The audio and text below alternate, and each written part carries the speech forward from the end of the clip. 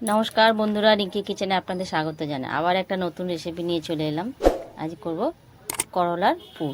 দেখুন কি সুন্দর কুচি কুচি একদম করলাগুলো, এই করলা দিয়ে পুর বানাবো। চলুন বন্ধুরা, কি কি লাগছে বলবো। এখানে আদা, রসুন, লঙ্কা, পেঁয়াজ, আম আর টমেটো দিয়ে করব। আর আমি কেটে ধুয়ে পরিষ্কার করে নিয়ে চলে এসেছি। এবার চলুন আমি রেডি করব। এরকমভাবে কেটেছি দুভাগ করে। চলুন এবার প্রেসার কুকারে আমি এটা সিদ্ধ হতে দেব। প্রেসার কুকারটা বসিয়ে দিয়েছি, গ্যাসটা জ্বালিয়ে দেব। এবার একটু জল দিয়ে দিয়েছি, একটু সামান্য নুন দিয়ে দেবো। নুনটা একটু গুলে নিলাম। এবার আমি করলাগুলোকে দিয়ে দেবো। এবার আমি ঢাকা দিয়ে ততক্ষণ আমাদের সিদ্ধ হতে থাকুক। সিদ্ধ হয়ে গেছে, এবার আমি খুলে দেখব। দেখুন বন্ধুরা, এরকমভাবে আমাদের করলাগুলো সিদ্ধ হয়ে গেছে। এবার আমি এক এক করে নামিয়ে নেব।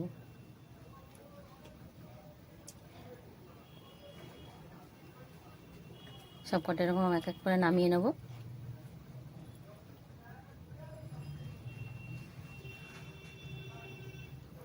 নামানো হয়ে গেছে, আমি একটু ঠান্ডা করে নিয়েছি। এবার আমি দানাগুলো বার করে নেব, একটা প্লেটে রাখবো। এমনি এক এক করে সব বার করে নেব।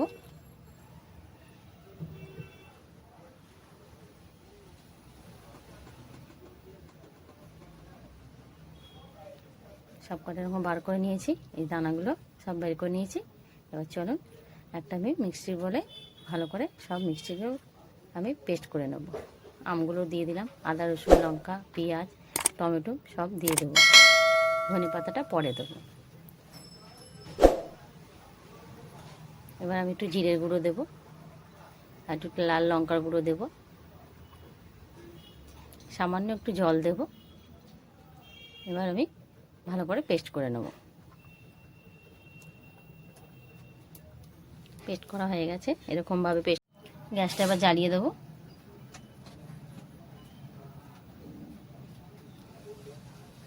কড়াইটা আমাদের গরম হয়ে হোক। তেলটা এবার ঢেলে দেবো। তেলটা আমাদের একটু গরম হতে দেবো।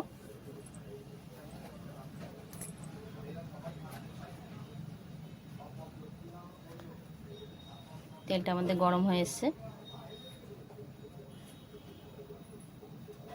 একটু নেড়ে চেড়ে দেবো। এবার কুচনো পেঁয়াজগুলো দিয়ে দেবো, ভালো করে নেড়ে চেড়ে ভেজে নেবো। পেঁয়াজ কুচিগুলো ভালো করে নেড়ে চেড়ে ভেজে নেব। একটু লাল লাল করে ভাজবো। লাল লাল করে ভাজা হয়ে গেছে, আমি যে পেস্টটা বানিয়ে রেখেছিলাম এবার আমি দিয়ে দেবো। আবার ভালো করে একটু নেড়ে চেড়ে দেবো।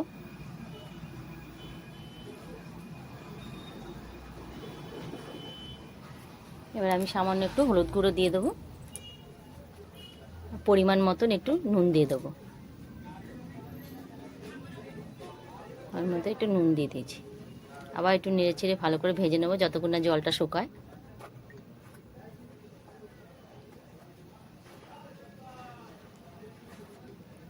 নাড়তে নাড়তে শুকিয়ে যাবে। দেখুন আমাদের শুকিয়ে এসছে, জল অনেকটা টেনে গেছে, আমাদের পুর রেডি হয়ে গেছে। এবার আমি একটুখানি ভালো করে নেড়ে চেড়ে আমি দেবো।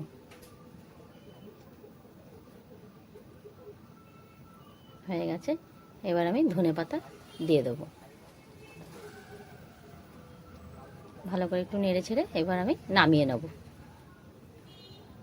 হয়ে গেছে,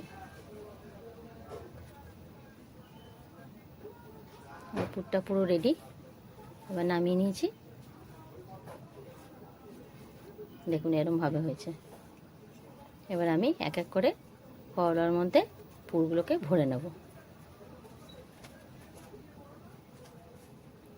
অল্প অল্প করে নিয়ে এক এক করে এর মধ্যে পুরগুলো ভরে নেব।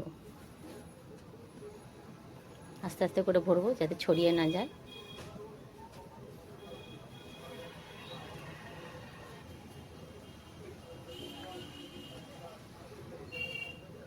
এরকম এক এক করে সব কটা ভরে নেব।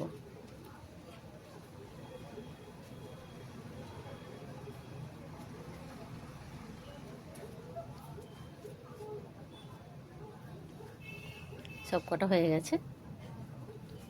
এবার চলুন আমি রেডি করব বানানোর জন্য। কড়াইটা বসিয়ে দিয়েছি, এবার গ্যাসটা জ্বালিয়ে দেব। গ্যাসটা আমাদের একটু জ্বালিয়ে দিয়েছি, এবার কড়াইটা গরম হয়ে যাক। কড়াইটা আমাদের গরম হয়ে গেছে, এবার আমি পরিমাণ মতন তেল দিয়ে দেবো। ভাজতে বেশি তেল লাগবে না, অল্পই তেল লাগবে। তেলটা একটু গরম হতে দেবো।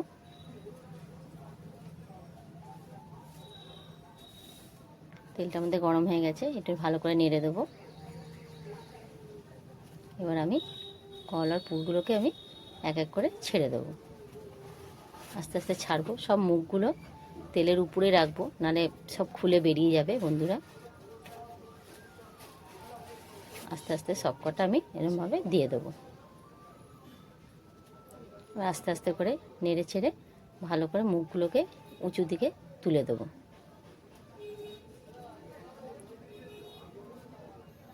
দেখুন আমাদের এক পিঠটা ভাজা হয়ে গেছে, এবার আমি আরেক পিঠটা উল্টে দেবো। আস্তে আস্তে আস্তে আস্তে করে করব, নাহলে পুরটা বেরিয়ে যাবে।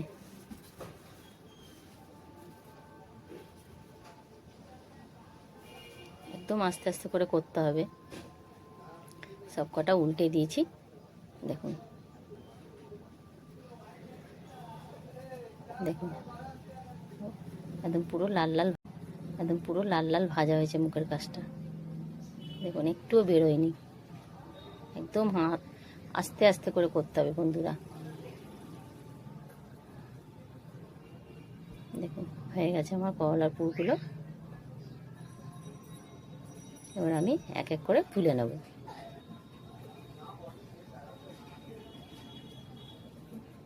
সব আস্তে আস্তে করে তুলে নেব।